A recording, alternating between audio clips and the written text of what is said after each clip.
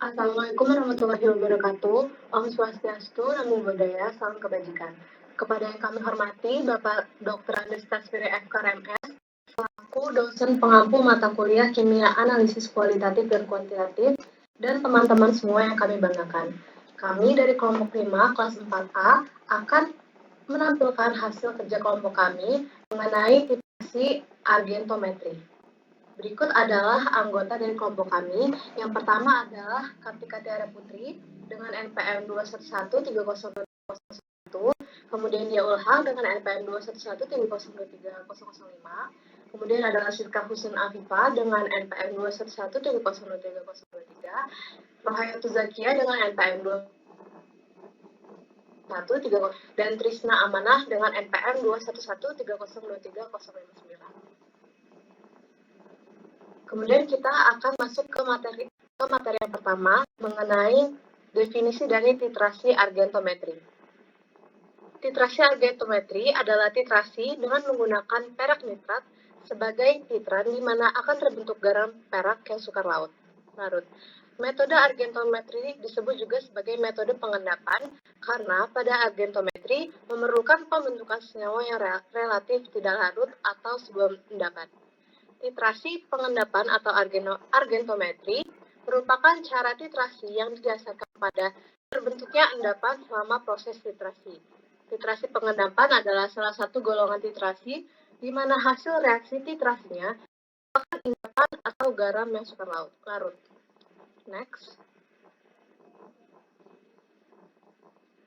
Setiap reaksi pengendapan yang berlangsung cepat dan tersedianya indikator merupakan dasar titrasi dari pengendapan. Akan tetapi, hanya sedikit reaksi pengendapan yang berlangsung. Juga sedikit indikator yang memenuhi syarat untuk titrasi pengendapan. Suatu reaksi pengendapan berlangsung berkesudahan bila endapan yang terbentuk mempunyai kelarutan yang cukup kecil. Pada titik ekuivalensi akan terjadi perubahan yang cukup besar dari konsentrasi yang dititrasi. Karena yang biasanya terbentuk endapan dengan Ag+ adalah anion-anion golongan halida, maka titrasi argentometri ini banyak digunakan dalam penentuan konsentrasi larutan yang mengandung anion halida seperti Cl-, Br-, I-, dan SCN-. Selanjutnya ada prinsip dasarnya ialah reaksi pengendapan yang cepat mencapai kesetimbangan pada setiap penambahan titrat. Tidak ada pengotor yang mengganggu serta diperlukan indikator untuk melihat titik akhir titrasi. Hanya reaksi pengendapan yang dapat digunakan pada titrasi. Berdasarkan reaksi pengendapannya, titrasi pengendapan dibagi menjadi titrasi sulfat oleh larutan ion barium dan titrasi argentometri. Lalu pada layar terdapat gambar dari titrasi argentometri. Selanjutnya kita akan masuk kepada materi macam-macam metode titrasi argentometri. Kepada Saudari Kartika dipersilakan.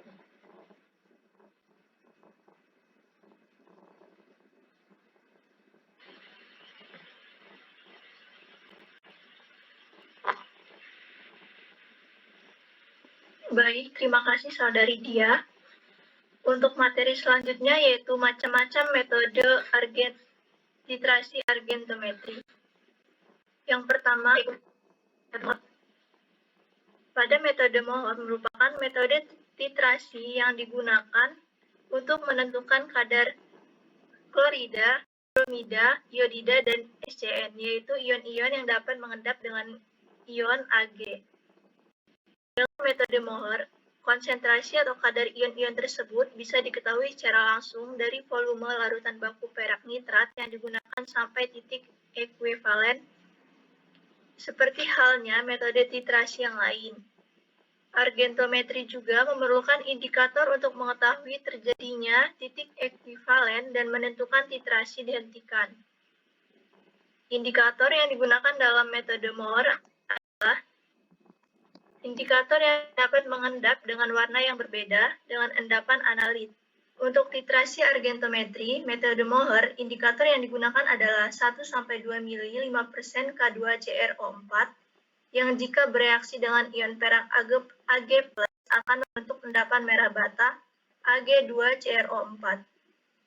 Pada awal titrasi klorida menggunakan metode titrasi ini. Warna yang tampak adalah kuning dari indikator kromat. Kemudian saat titrasi berlangsung, ion Ag bereaksi dengan indikator klorida membentuk endapan putih AgCl. Dan setelah semua ion klorida membentuk endapan putih AgCl, dan setelah semua ion klorida mengendap sampai titik ekuivalen, maka kelebihan ion Ag yang diteteskan bereaksi dengan indikator kromat membentuk endapan merah bata Ag2CrO4. Berikut pada layar merupakan gambar perubahan warna yang terjadi pada titrasi argentometri menggunakan metode Moore. Untuk materi selanjutnya akan disampaikan kepada Siska. Kepada Siska dipersilakan. Baik, yang selanjutnya adalah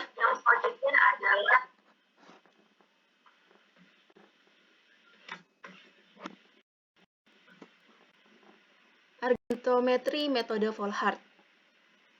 Jadi, argentometri metode Volhard itu pertama kali dijelaskan oleh Jakob Volhard, kimiawan Jerman pada tahun 1874. Mengingat metode ini masuk dalam kategori argentometri, maka sampel yang bisa dianalisis secara kuantitatif adalah senyawa yang mengandung ion-ion yang mengendap dengan ion Ag, sama seperti metode Moore. Berbeda dengan metode Moore, metode titrasi ini merupakan metode tak langsung, di mana sampel diketahui konsentrasinya melalui titrasi kembali sisa ion perak yang digunakan untuk mengendapkan ion sampel. Karena itu, metode Volhard terdiri dari dua tahapan reaksi sebelum reaksi penentuan titik ekuivalen oleh indikator. Adapun tahapan titrasinya adalah yang pertama, penambahan larutan baku perak nitrat untuk mengendapkan semua ion sampel yang dianalisis, sehingga AgNO3 yang ditambahkan harus berlebih dan terkuantisasi atau diketahui jumlahnya dengan pasti. Berikut di layar dapat diketahui reaksinya, yaitu X ditambah Ag menjadi AgX plus Ag positif, di mana Ag positifnya itu berlebih. Lalu, langkah yang kedua itu, sisa atau kelebihan ion perak itu dititrasi dengan larutan standar tiosinat, di mana reaksinya yaitu Ag positif ditambah SCN negatif menjadi AgSCN.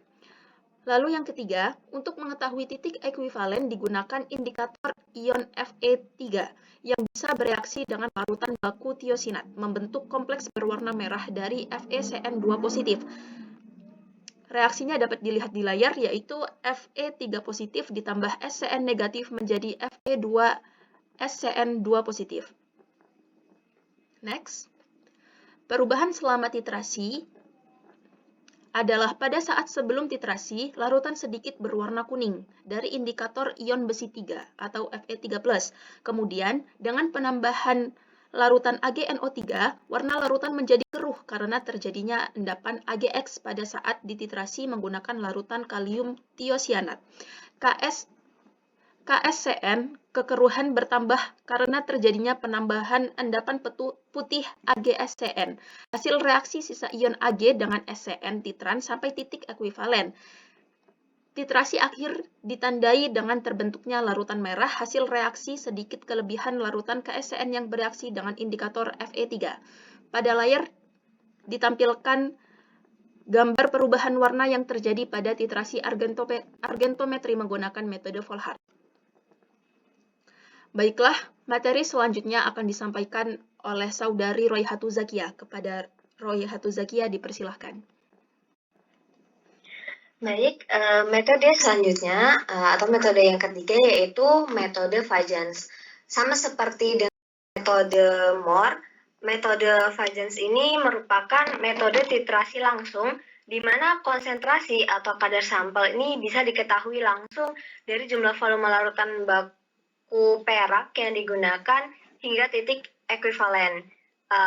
Hanya saja metode Moore menggunakan indikator berbasis reaksi pengendapan, sedangkan pada metode Fajans ini menggunakan indikator adsorpsi, yaitu berupa zat yang dapat diserap oleh permukaan endapan serta memiliki warna yang berbeda dalam keadaan bebas dan dalam keadaan terabsorpsi. Contohnya yaitu indikator fluorescence atau FI yang berwarna kuning pada keadaan bebas dan berwarna merah saat ia terserap pada permukaan endapan.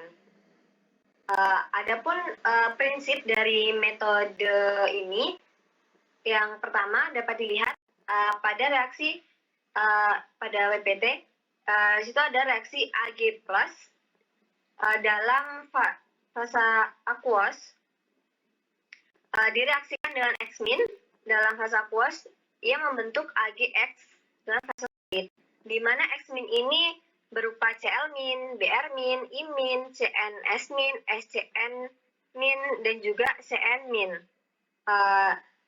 Dan juga X- dalam fase aqueous direaksikan dengan Ag+ dalam fase aqueous, ia membentuk AgX dalam fase solid. Selain itu juga ada 2 Ag+ dalam fase aqueous direaksikan dengan CrO4 2 negatif dalam fase aqueous, ia membentuk Ag2 CrO4 dalam fase solid. Selanjutnya, penggunaan indikator adsorpsi fluorescence menghasilkan warna hijau kekuningan dalam larutan, tapi akan berubah menjadi merah muda saat terabsorpsi dalam AgCl. Perubahan warnanya dapat dilihat pada gambar. Mengingat fluorescence dan turunannya ini adalah asam lemah, maka pH larutan harus dibuat sedikit alkali untuk menjaga indikator dalam bentuk anion. Namun, tidak boleh terlalu basah karena bisa mengendapkan larutan baku Ag menjadi AgOH. Pengukuran dalam metode Fajans ini dilakukan melalui beberapa langkah. Langkah yang pertama yaitu dengan menambahkan dextrin pelindung koloid untuk mencegah sedimentasi AgCl.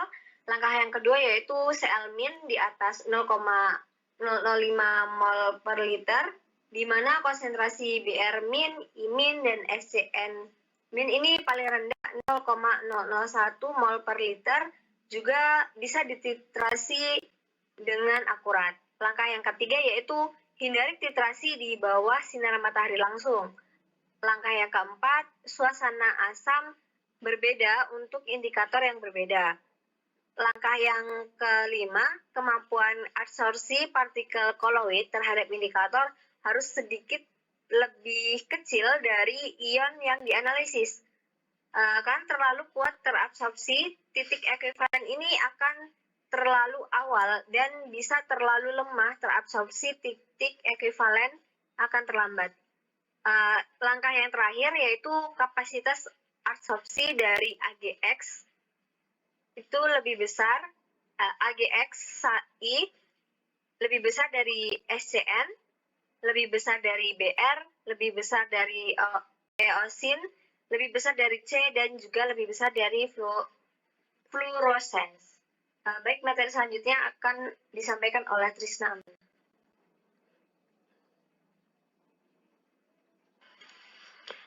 Selanjutnya yaitu perbedaan metode Mohr, Vollard, dan Van Jars. Jadi, untuk metode Van Jars itu larutan sampai Cl-, Br-, SCN- dititrasi dengan larutan baku AgNO3. Untuk metode Mohr, dengan ion Cl- oleh larutan baku AgF3 dengan indikator K2CrO4. Untuk metode Vollard, larutan sampel Cl-, Br-, I- atau SCN- diperlakukan dengan larutan baku AgNO3 berlebih. Kelebihannya dititrasi dengan SCN.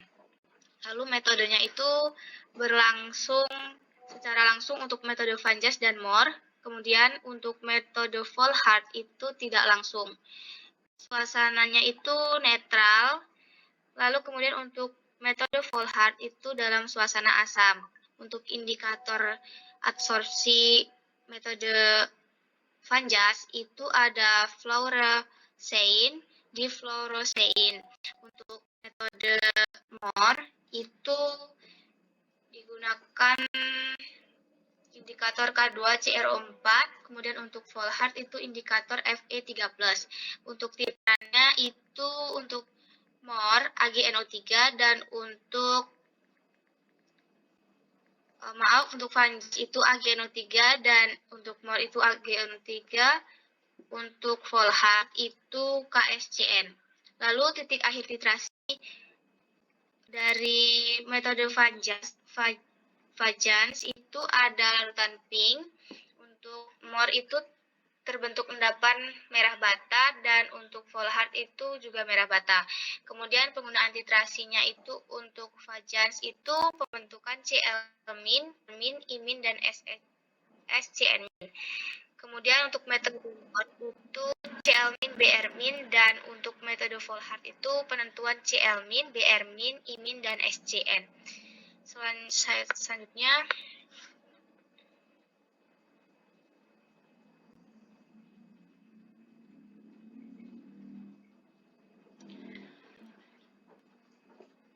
Selanjutnya, yaitu kurva titrasi argentometri. Jadi sama halnya dengan kurva titrasi asam basa, pada titrasi argentometri itu terjadi loncatan nilai PAG atau yaitu min log Ag plus dikali konsentrasi Ag plus atau loncatan kenaikan PCl pada kondisi di sekitar. Lalu semakin banyak volume titran perak nitrat yang ditambah, maka ion klorida akan semakin banyak yang diendapkan oleh ion Ag plus sehingga konsentrasi Cl- dalam larutan makin besar. Mengingat nilai kesetimbangan kelarutan adalah tetap, bila ion klorida itu makin kecil, maka konsentrasi ion Ag yang dititrasi akan makin besar atau PAG-nya semakin kecil. Selanjutnya yaitu